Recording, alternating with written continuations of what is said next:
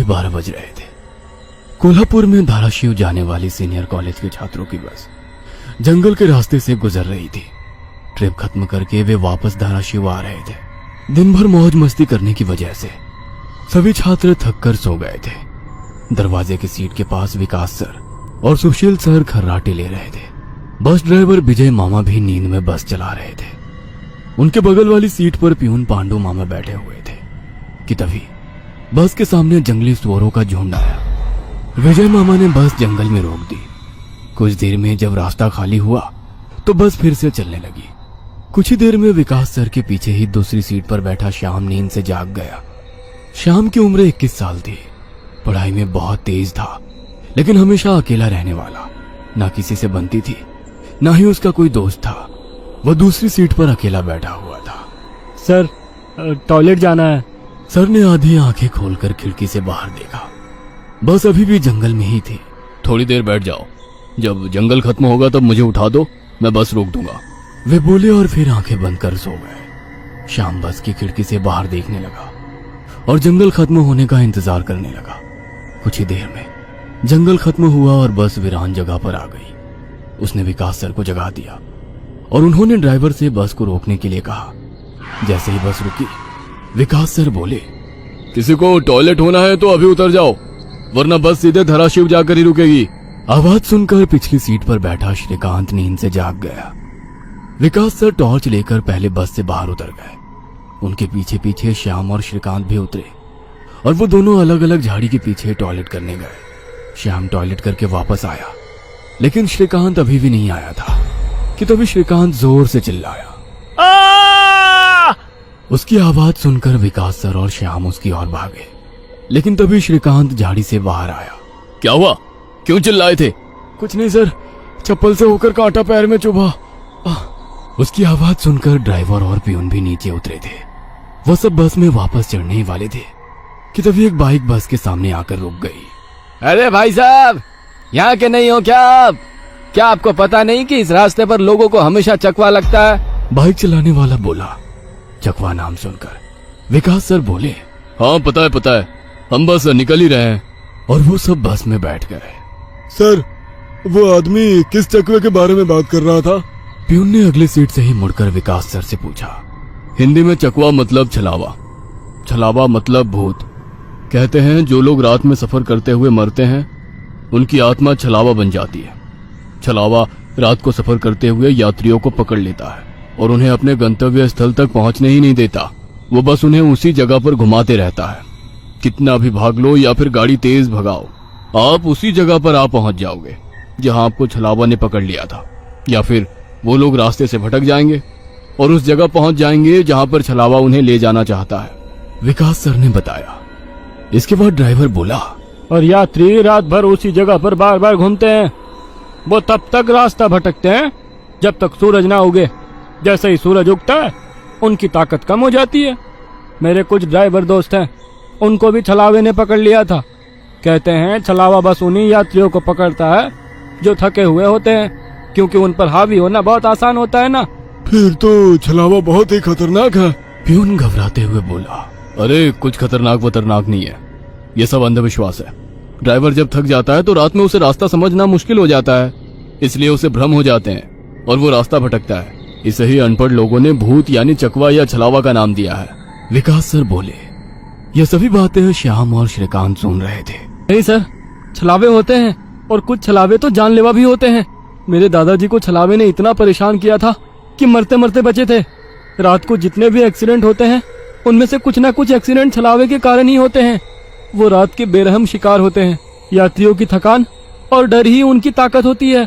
शिकारियों की तरह ही वे यात्रियों को डराते हैं, भगाते हैं और उनकी जान लेकर उनका शिकार करते हैं। हमें बस इतना पता चलता है कि कार एक्सीडेंट में उनकी मौत हो गई है, लेकिन मौत का कारण छलावा ही होता है सर। श्याम ने डरावनी आवाज में कहा। सर, इस का कुछ मत सुनो, इसकी बुआ राइटर है, उन्हीं से सुनी होंगी ये बातें। और राइटर लोगों का तो काम ही होता है बातें बनाना, उसी से तो उनका घर चलता है। पिछली सीट पर बैठे श्रीकांत ने कहा। श्रीकांत, चुप हो जाओ और सो जाओ, उन्होंने डांटते हुए कहा। और उसके बाद सभी लोगों ने आंखें बंद कर ली और सो गए। कुछ समय बीता। श्याम अभी भी जाग रहा था और खिड़की से बाहर देख रहा था। बस किसी जंगल के बीचों बीच से गुजर रही थी कि तभी उसने देखा कि रास्ते के किनारे एक बंद पड़ी चाय की टपरी है। लेकिन ये चाय की टपरी तो मैंने पीछे भी पहले वाले जंगल में देखी थी। वह मन ही मन बोला और खिड़की के बाहर देखने लगा। तब उसे पता चला कि वो तो वही जंगल है जो वीरान जगह से पहले आया था। वह भागते हुए ड्राइवर के पास गया। विजय मामा नींद में बस चला रहे थे, बीच बीच में आंखें झपका रहे थे। विजय मामा, बस कौन से जंगल में है? होगी किसी जंगल में। रास्ते में जंगल कम है क्या? नहीं मामा, हम वापस उसी जंगल में पहुंच गए हैं जहां पर बस के सामने जंगली सुअर आ गए थे। नहीं बेटा, तुम्हें कुछ तो गलतफहमी हो रही है। वो जंगल तो कब का पीछे छूट गया है ना। उनकी बहस सुनकर विकास सर नींद से जाग गए। क्या हुआ श्याम? सर, हमें छलावा लग चुका है। उसने हमें पकड़ लिया है क्योंकि बस वापस उसी जंगल में आई है जहां से पहले गुजरी थी। लेकिन विकास सर भी ड्राइवर की तरह उस पर विश्वास नहीं कर रहे थे। सर, अगर आपको मेरी बात पर यकीन नहीं हो रहा है तो बाहर देखो।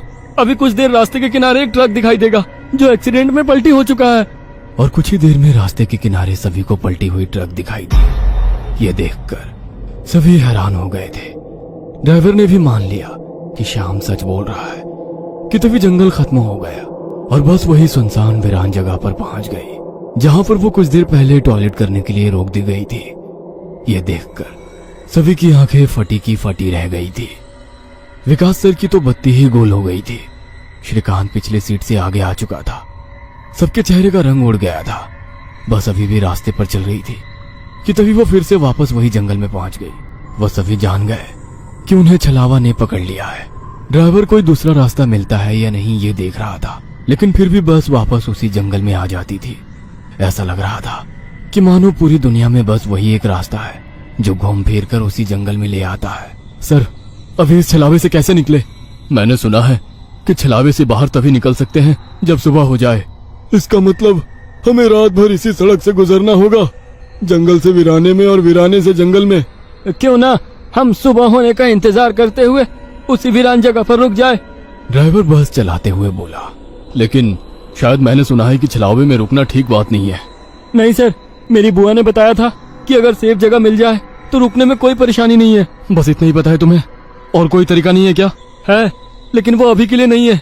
और वैसे भी अगर जिस छलावे ने हमें पकड़ा है, अगर वो कमजोर हुआ तो उसकी शक्तियाँ कुछ ही देर में कमजोर हो जाएंगी और हम छलावे से छूट जाएंगे। फिर वो छलावा हमें नहीं पकड़ सकता। इन सभी की बातें सुनकर सोए हुए सुशील सर जाग गए। अरे क्या हुआ? आ गया क्या मेरा बोरगांव? सुशील सर उबासी लेते हुए बोले। तभी सभी ने उन्हें घटी हुई घटना बता दी। यह सुनकर सुशील सर के तो मानो होश ही उड़ गए।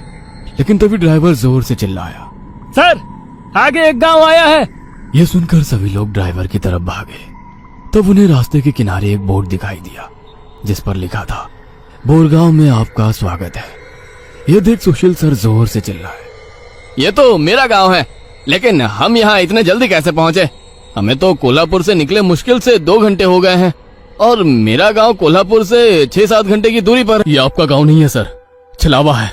आपके मुंह से बोरगांव का नाम सुनकर छलावा हमें बोरगांव दिखाकर गुमराह कर रहा है। लेकिन अच्छा हुआ बोरगांव आ गया।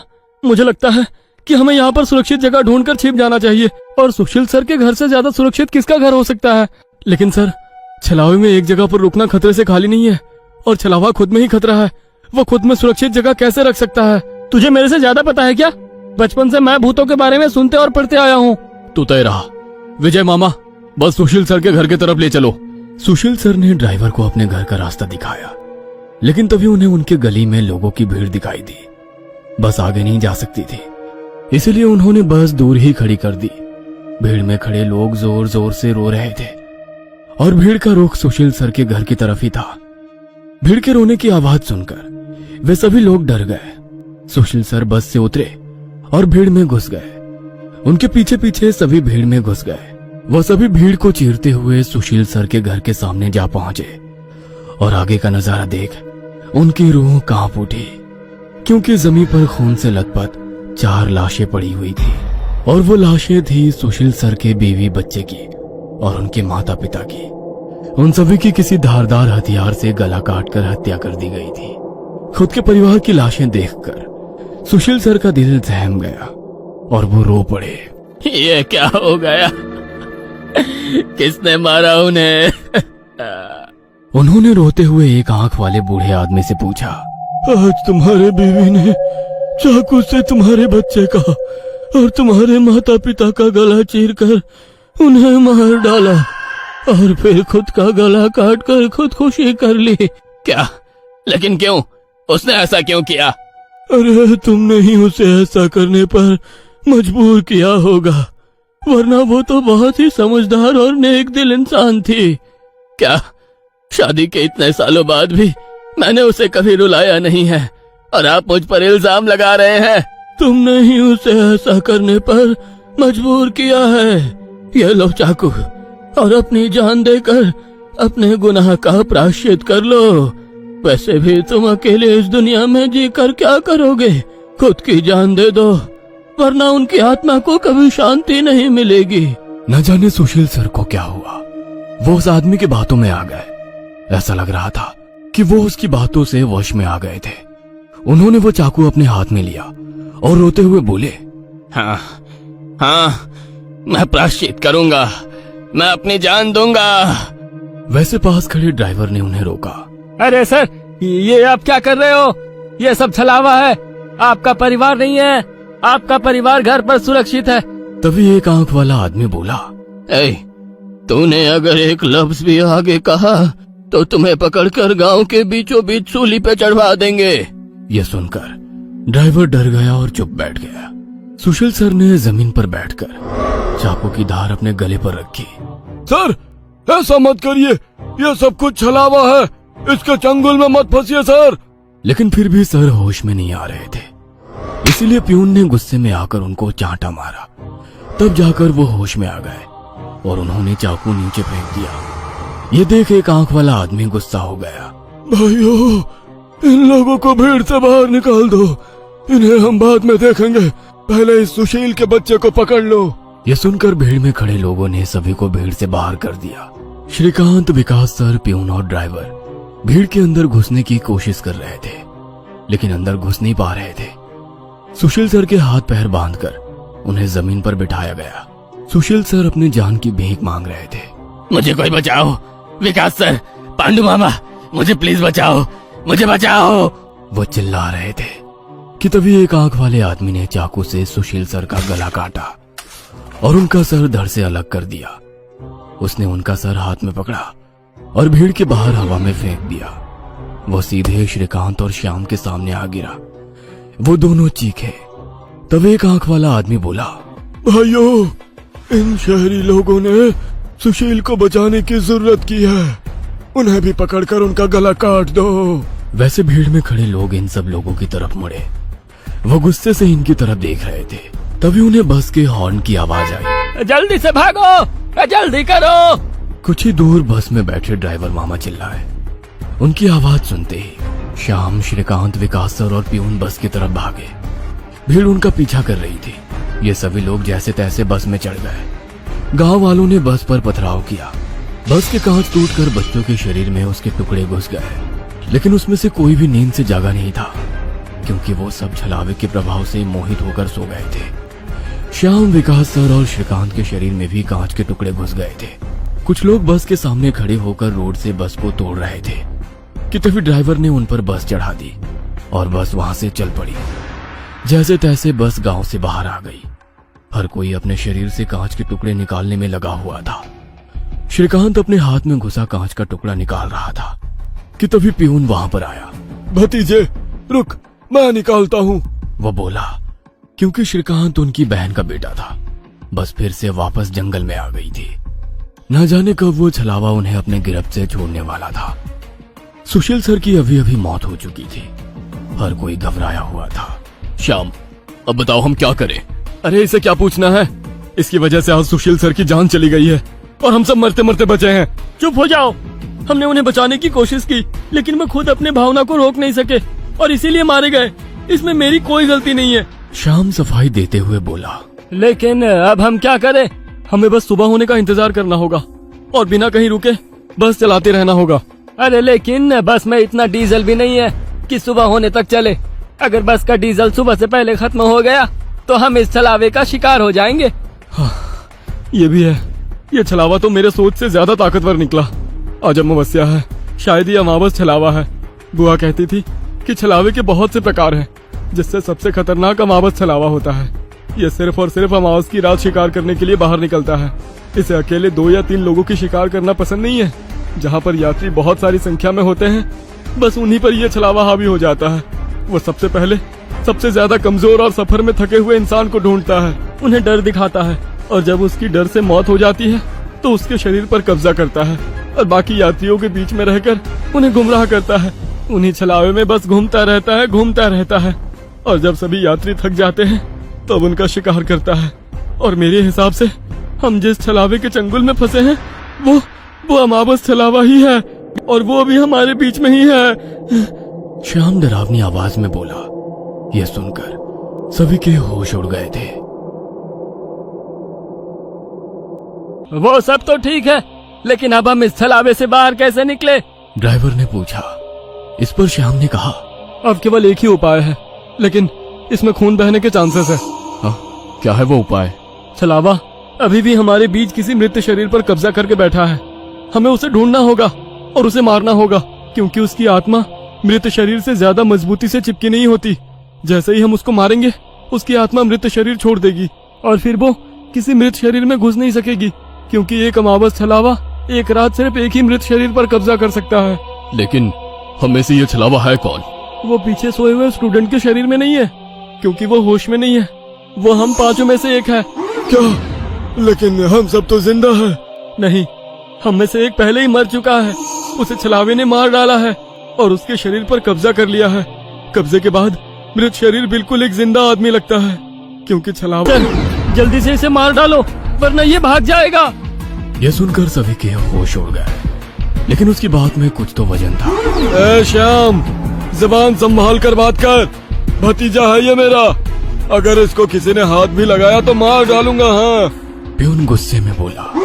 सर जी, इस पांडु की मत सुनिए। मुझे भी लगता है कि यही छलावा है, क्योंकि हम सभी ने झाड़ी से आती श्याम की चीख सुनी थी। श्याम बिल्कुल सच कह रहा है। ड्राइवर बस चलाते हुए बोला। अरे शक की सुई तो इस श्याम पर भी है। यह भी तो झाड़ी के पीछे गया था और दिखाई नहीं दे रहा था। ऊपर से यह विकास हम दोनों की नजर से दूर था। शायद इसे ही छलावे ने बस के नीचे खींच लिया और वहीं मार डाला। तो ये दोनों क्यों नहीं हो सकते छलावा? प्यून ने कहा। अरे मैं जिंदा हूँ, मैं छलावा नहीं हो सकता। श्याम ने कहा। हाँ, और ये श्याम हमारी कब से मदद कर रहा है। ये छलावा होता तो हमारी मदद क्यों करता? अब बचे तुम तो ड्राइवर के बाजू में ही थे, इसलिए ये श्रीकांत ही छलावा है। विकास सर जोर से बोले। अरे सर, इस पे उनको छोड़ो। आप सीट के नीचे से रॉड निकालो और उस छलावे का सर फोड़कर मार डालो। ड्राइवर बस चलाते हुए बोला। यह सुनकर श्रीकांत डर के मारे प्यून के पीछे छिप गया। विकास सर ने सीट के नीचे से लोहे की रॉड निकाली। प्यून ने उन्हें रोकने की कोशिश की, लेकिन विकास सर ने उन्हें धक्का मारा और रॉड श्रीकांत के सर पर मारी। लेकिन श्रीकांत वहां से हट गया और नीचे गिर गया। वो रॉड से दूसरा हमला करते कि तभी प्यून ने पीछे से रॉड पकड़ी और विकास सर के हाथों से रॉड खींचकर उन्हें खिड़की पर धकेल दिया और उनके सर में रॉड दे मारा। विकास सर हाथों से सिर पकड़कर वहीं तड़पते रह गए। उनके सर से खून निकल रहा था और कुछ ही देर में उन्होंने अपना दम तोड़ दिया। यह देख श्याम चिल्लाया। विजय मामा, जल्दी से पीछे आइए, इन दोनों ने विकास सर को मार डाला। यह सुनकर ड्राइवर ने बस बीच जंगल में रोक दी और वो पीछे भागते हुए आया। उसने प्यून के हाथों से रॉड छीना और उसे धक्का दे दिया। तुम नहीं सुनोगे, इसलिए पहले मुझे तुम्हें ही मारना होगा। ड्राइवर गुस्से में प्यून से बोला और वो प्यून के सर पर रॉड से हमला करता कि इससे पहले ही प्यून ने कांच का नुकीला टुकड़ा तोड़कर ड्राइवर के पेट में घोंप दिया। ड्राइवर जोर से चिल्लाया और नीचे गिर गया कि तभी बस के बाहर से भीड़ की आवाज सुनाई देने लगी। रास्ते के बीचों बीच बस लगाई है इन्होंने। कोई तेजी से चलती गाड़ी इस बस से टकराई तो क्या होगा? बाहर निकालो इन लोगों को और सजा दो इन्हें, सजा दो। बस के बाहर से आवाज आई और बस पे पथराव होने लगा। प्यून आगे की तरफ भागते हुए गया तो देखा कि 5-6 लोग बस पर पथराव कर रहे हैं। लोग गुस्से से चिल्लाने लगे। बाहर निकलो, अंदर क्यों छुप कर बैठे हो? अरे क्या हुआ भाइयों, आप ऐसा क्यों कह रहे हो? प्यून चीख चीख कर उनसे पूछ रहा था, लेकिन कोई भी उसकी तरफ ध्यान नहीं दे रहा था। तभी श्याम श्रीकांत से बोला। ये लोग सिर्फ छलावा है, हम जंगल में रुके हुए हैं, इसलिए हम मुसीबत में पड़ चुके हैं। विकास सर और ड्राइवर दोनों मर चुके हैं, फिर भी हम छलावे से बाहर नहीं निकले। इसका मतलब छलावा अभी भी हमारे बीच में है और वो छलावा तुम्हारा मामा है। ये सुनकर श्रीकांत की आंखें फटी की फटी रह गईं। नहीं नहीं, ऐसा नहीं हो सकता। अरे ऐसा ही है श्रीकांत, तुमने देखा कि किस तरह से तुम्हारे मामा ने विकास सर और ड्राइवर की जान ली। वो उन्हें सिर्फ घायल भी तो कर सकता था, लेकिन नहीं, उसने उनकी जान ली। अब तो अपने मामा प्रेम से बाहर आओ श्रीकांत, और देखो उस आदमी को, वो तुम्हारा मामा नहीं छलावा है। यह सुनकर श्रीकांत सोच में पड़ गया।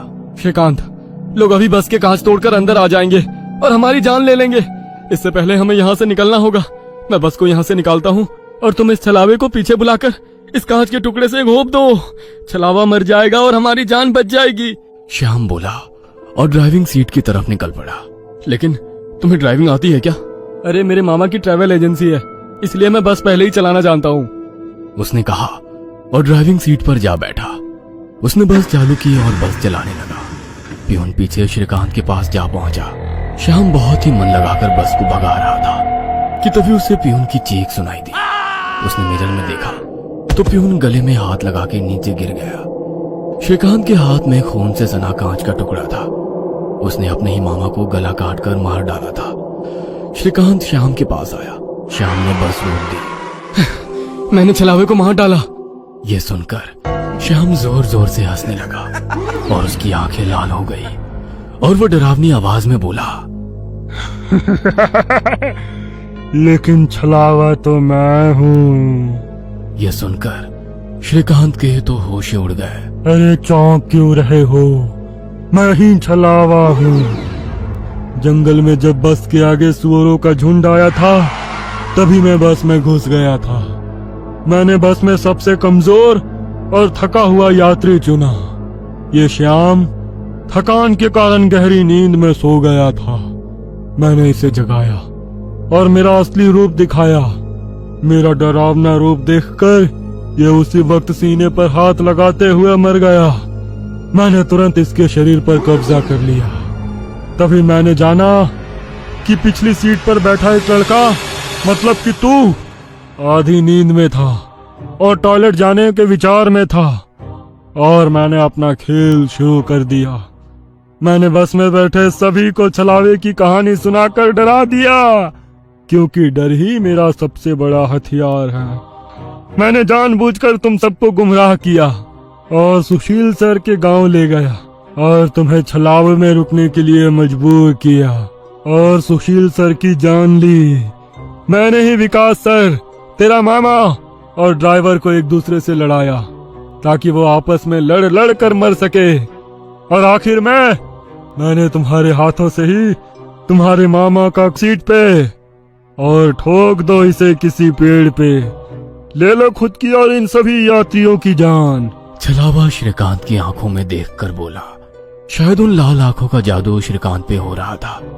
वो छलावे की बातों में आ गया था, जैसे सुशील सर आ गए थे और खुद की जान लेने के लिए तैयार हो गए थे।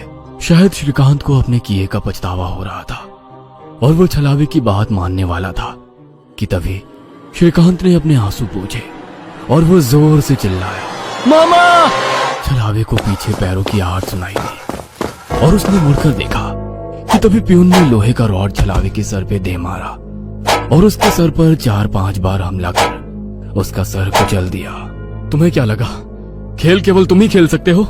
अरे मैंने तो तुम्हें तभी पकड़ लिया था जब तुम विकास सर और ड्राइवर की मौत देखकर मुस्कुरा रहे थे।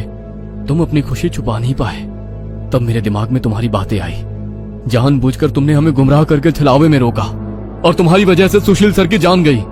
तुमने मुझ पर ही छलावा होने का इल्जाम लगाया, हाँ, और मेरे मामा विकास सर और ड्राइवर के बीच आग लगा दी, और बाद में तुमने मुझे ही मेरे मामा को मारने के लिए कहा। और हद तो तब हो गई जब तुमने कहा कि तुम्हारे मामा की ट्रैवल एजेंसी है, जबकि श्याम का मामा तो हमारे कॉलेज के बाहर गोलगप्पे का ठेला लगाता है। श्रीकांत ने अपने मामा के हाथों से लोहे की रॉड ली और छलावे से बोला, अब तुम चैन से शिकार करने के लिए अगले अमावस की रात का इंतजार करो, क्योंकि आज तुम खुद शिकार हो गए हो। और ऐसा कहकर उसने एक रॉड का वार उसके कुचले सर पे कर दिया और उसके शरीर से छलावा काले धुएं के रूप में बाहर निकला और बस के बाहर निकल गया। और जैसे ही छलावा बस से बाहर निकल गया, सभी स्टूडेंट्स नींद से बाहर आ गए। आज पहली बार कोई अमावस छलावा किसी यात्री से हारा हुआ था। बस के ऊपर हवा में उड़ता हुआ छलावा दर्द से तड़पने लगा और चिल्लाते हुए हवा में बिखर गया। उस छलावे को अपनी योनि से मुक्ति मिल गई, क्योंकि ये सृष्टि का नियम है कि जब भी कोई छलावा इंसान से हारता है, उसका अंत हो जाता है और उसे मुक्ति मिल जाती है। आधी रात का समय था। एक गाड़ी हवा से बातें करती लोनावला की घुमावदार सड़कों पर दौड़ी चली जा रही थी। गाड़ी के अंदर तेज म्यूजिक चल रहा था और अंदर बैठे चारों नौजवानों अक्षय, रवि, आयशा और आदि ने अपने हाथ में एक एक कोल्ड ड्रिंक की बोतल पकड़ी हुई थी, जिसमें उन्होंने शराब मिला रखी थी। शराब के नशे में झूमते हुए अचानक ही अक्षय ने गाड़ी में ब्रेक लगाया। अचानक ब्रेक लगने के कारण चारों को एक जोरदार झटका लगा और जैसे शराब का नशा एक झटके में चूर हो गया। घबराते हुए रवि, आदि और आयशा गाड़ी से बाहर निकल आए। क्या हुआ अक्षय, इतनी जोर से ब्रेक क्यों लगा दिया? सब ठीक तो है ना? लगता है डिक्की खुली रह गई है। जा आदि, तू चेक करके आ। कुछ नहीं हुआ बे, बस वैसे ही मजे ले रहा था। इसका बर्थडे है, इसे परेशान करना तो बनता है ना। तुम्हें अगर ज्यादा मस्ती सूझ रही है तो हटो, मैं ड्राइव करती हूँ। गाइस, मुझे लगता है अक्षय पीकर आउट हो चुका है। ए आयशा, चुप करके बैठना पीछे। बोला ना तुझे मजाक कर रहा था। आदि आ जाना यार, कुछ नहीं है डिक्की में, बैठ जल्दी। आशा के बुलाने पर आदि भी आकर अपनी सीट पर बैठ जाता है और अक्षय वापस से गाड़ी स्टार्ट कर देता है। यार 100 की स्पीड में भागती गाड़ी में तूने ब्रेक लगा दिया। अगर गाड़ी पहाड़ से नीचे गिर जाती तो अभी इन वादियों में भूत बनकर घूमते अपन लोग हैं। यार प्लीज ऐसा करो, किसी लॉज पर गाड़ी रोक दो, हम लोग सुबह निकलेंगे। अब तेरी क्या प्रॉब्लम है? तुम लोग समझ नहीं रहे हो यार, तुम सबको चढ़ गई है, अपने होश में नहीं हो तुम लोग। इस तरह लॉन्ग ड्राइव पर जाना सही नहीं है और तुम लोग अभी इस हाईवे के बारे में ज्यादा कुछ जानते भी नहीं हो। यार तेरा ही बर्थडे मनाने जा रहे हैं, तू सारा मजा मत खराब कर। अच्छा बता, क्या प्रॉब्लम है इस हाईवे में? यार मैंने बोला ना, ये रास्ता सही नहीं है। यहाँ के लोकल्स का कहना है कि आगे पहाड़ी पर अक्सर रात में एक्सीडेंट होते हैं। क्या बकवास है ये? एक्सीडेंट किस रोड पर नहीं होते हैं? हाँ, इसमें क्या नई बात है? होते हैं, सब जगह होते हैं, लेकिन यहाँ पर वजह कुछ और होती है। बस तू यू टर्न लो और पीछे चलो। अब तो तूने चैलेंज कर दिया भाई को, अब गाड़ी नहीं रुकने वाली। आदि के लाख रिक्वेस्ट करने पर भी अक्षय ने फिर से गाड़ी का गियर बढ़ाया और एक बार फिर से उनकी गाड़ी हवा से बातें करने लगी। आदि की बातें भूलकर बाकी के दोस्त भी अंग्रेजी गाने की धुन पर आंख बंद करके थिरक रहे थे, लेकिन आदि अभी भी अक्षय के साथ आगे की सीट पर थोड़ा सिकुड़ा सहमा सा बैठा हुआ था। रात का सन्नाटा हर गुजरते पल के साथ गहराता जा रहा था। रात के तकरीबन 2 बज गए थे। पीछे की सीट पर बैठे बैठे रवि अब झपकियां लेने लगा था। तभी एक बार फिर से अक्षय ने जोरदार ब्रेक लगा दिया तो गाड़ी जाकर सड़क किनारे लगे पेड़ से जा टकराई। अक्षय, तुम्हारा दिमाग खराब हो गया क्या? ये क्या मजाक लगा रखा है बार बार? अब तुम चुपचाप ड्राइविंग सीट से उतरो, नहीं तो अच्छा नहीं होगा। अरे यार, कोई मजाक नहीं है। मेरी गाड़ी के सामने अभी अभी ना जाने कहां से एक लड़की आ गई थी। अच्छा, तो अब कहाँ गई वो लड़की? मुझे तो यहाँ कोई लड़की नजर नहीं आ रही। मेरा यकीन करो आयशा, गाड़ी के सामने एक लड़की थी, उसे देखकर ही मैंने ब्रेक लगाया तो गाड़ी डिसबैलेंस होकर इस पेड़ से जा टकराई। ट्रस्ट मी, मैं कोई मजाक नहीं कर रहा। रात के 2 बज रहे हैं, इतनी रात को इस सुनसान सड़क पर कोई लड़की क्यों घूमेगी? और अगर तुम्हारी बात मान भी ले कि यहाँ कोई लड़की थी, तो अब वो लड़की कहाँ है?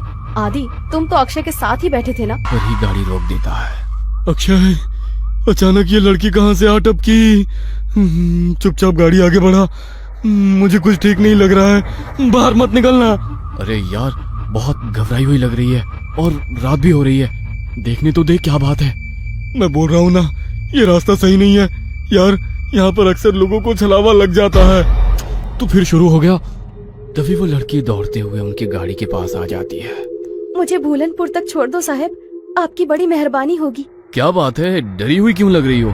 साहब, वो लोग मेरे पीछे लगे हैं, आप बस जल्दी से यहाँ से चलो, नहीं तो कुछ भी हो सकता है। लड़की की बात सुनकर अक्षय गाड़ी का दरवाजा खोल देता है और लड़की आकर आयशा के बगल में बैठ जाती है। आपका बहुत बहुत शुक्रिया साहब, आज तो मैं बाल बाल बची हूँ।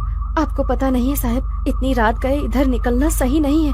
यहाँ रात गए अपने शिकार की तलाश में छलावा घूमता है।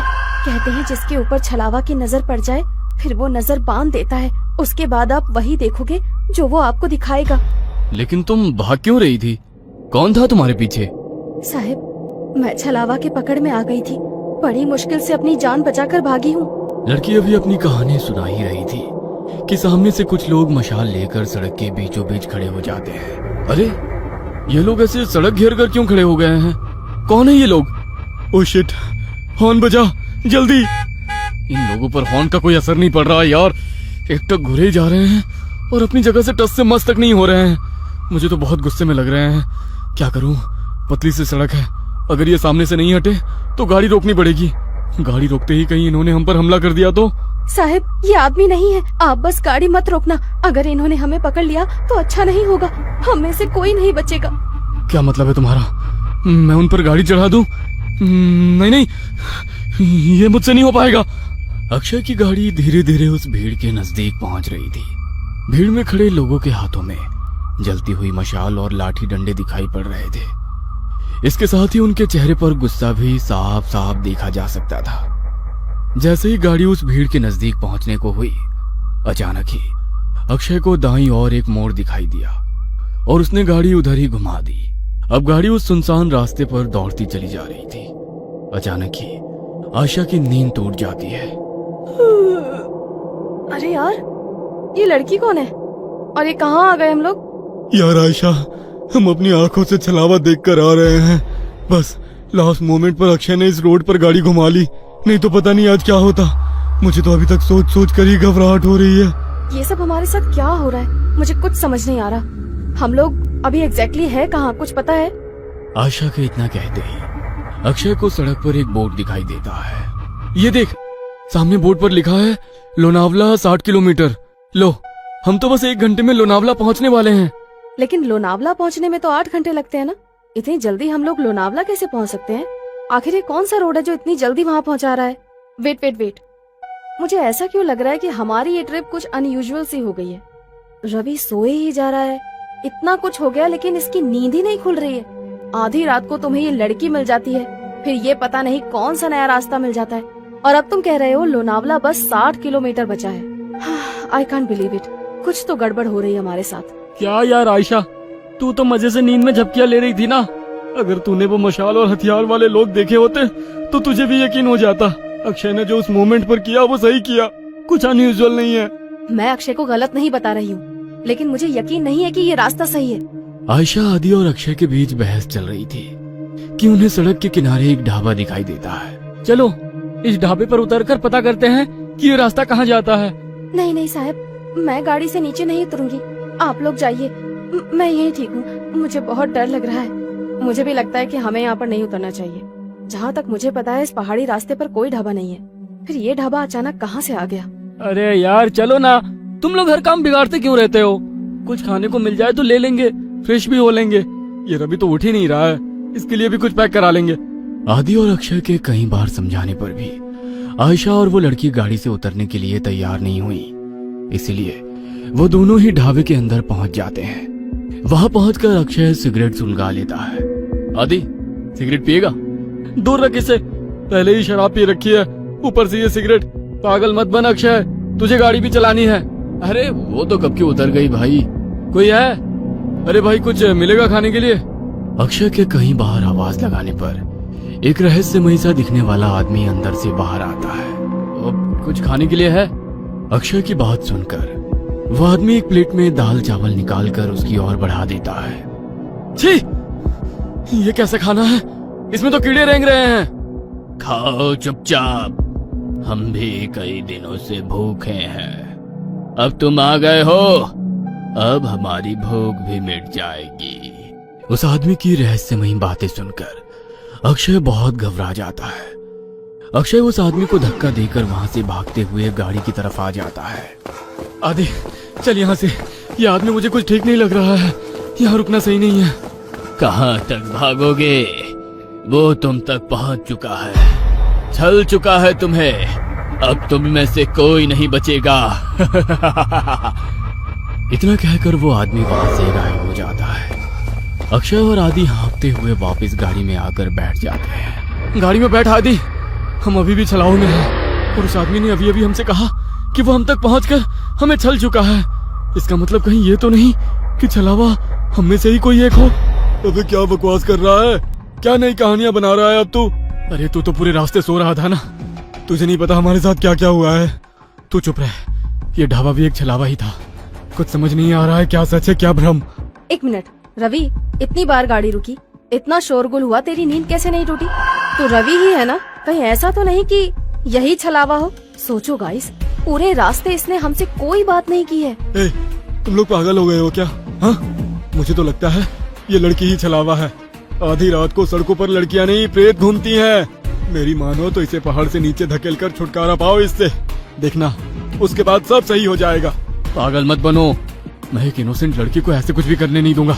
मुझे तो लगता है साहब ये आदि सर ही छलावा है। यही हमें ढाबे में ले जाने के लिए पीछे पड़े थे। ये सब इनकी ही चाल है। अरे बस करो तुम सब के सब, ये क्या तमाशा शुरू कर दिया? तुम चुप करो अब। मैं अभी मरना नहीं चाहती। सबसे पहले तो मैं इस लड़की का काम तमाम करूंगी। मुझे भी लगता है कि ये लड़की ही गड़बड़ है। आयशा अपने बगल में बैठी उस आदिवासी लड़की का गला दबाने लगती है। आयशा को उस लड़की का गला दबाते देखकर अक्षय गाड़ी रोक देता है और उसे बचाने की कोशिश करने लगता है। इस लड़की के लिए मैं अपने दोस्तों की जान खतरे में नहीं पड़ने दूंगा। तभी रवि गाड़ी में रखी लोहे की रॉड उठाकर उस लड़की के सर पे दे मारता है। ये क्या कर दिया तूने? बस खत्म हो गई प्रॉब्लम। इसकी बॉडी को गाड़ी से बाहर फेंको और आगे बढ़ो। लड़की को मारने के बाद वे लोग उसकी बॉडी को गाड़ी से नीचे उतार रहे होते हैं कि तभी दूसरी ओर से कुछ गांव वाले मशाल लेकर उनकी ओर दौड़ते दिखाई पड़ते हैं। ये तो वही लोग हैं ना जिसे ये लड़की छलावा बोल रही थी। इसका मतलब छलावा अभी भी हमारे आसपास ही है। जल्दी चलो यहाँ से। वे चारों घबराकर फिर से गाड़ी में बैठ जाते हैं। देखो, सुबह होने में बस 1 ही घंटा बाकी है। हमारे बीच जो भी छलावा है वो अगले 1 घंटे में हम सबको अपने साथ ले जाएगा। हमें उसके बारे में पता लगाकर उसे खत्म करना होगा, नहीं तो हम में से कोई नहीं बचेगा। Calm down. ये जो कुछ भी है इसने हमारी सोचने की शक्ति को खत्म कर दी है। हम लोग एक भ्रम में हैं। क्या सच है क्या झूठ कुछ भी समझ नहीं आ रहा है। वो हमें इमोशनली ब्रेक कर रहा है ताकि हम पर काबू कर सके। तू अपना प्रवचन अपने पास रख। मैं तुम तीनों को ही खत्म कर दूंगा, तो छलावा के बचने का कोई चांस भी नहीं रहेगा। तो मुझे भी मार देगा रवि? तू तो मुझसे प्यार करता था ना। Shut up! मुझे यहाँ से जिंदा अपने घर जाना है बस। इससे पहले कि रवि आयशा को मारता, आयशा अपने गले में पहने हुए स्कार्फ से रवि का गला घोटने लगती है। तू ही है वो राक्षस, तुझे ही खत्म कर देती हूँ। सारी प्रॉब्लम खत्म हो जाएगी। आयशा और रवि के बीच होती हाथापाई को देखकर अक्षय अचानक से अपनी सीट के पास रखी बियर की बोतल को आदि के सर पर दे मारता है। उस फूटी हुई बोतल से ही अक्षय आदि के ऊपर एक के बाद एक कई सारे वार कर देता है।